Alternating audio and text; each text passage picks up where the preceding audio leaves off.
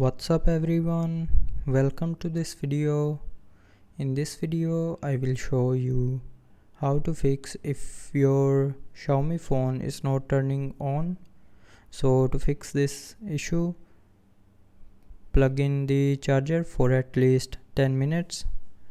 So after 10 minutes try force restarting your phone. So to force restart, press and hold the power button for at least 30 seconds, and after 30 seconds it will show a logo on the screen. So when you will see a logo on the screen, then you can release the key and then your phone will be turned on.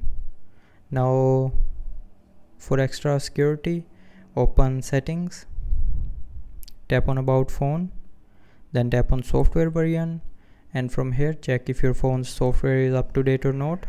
So if it's not updated, then update the phone's software, and after updating the phone's software the issue will be 100% fixed.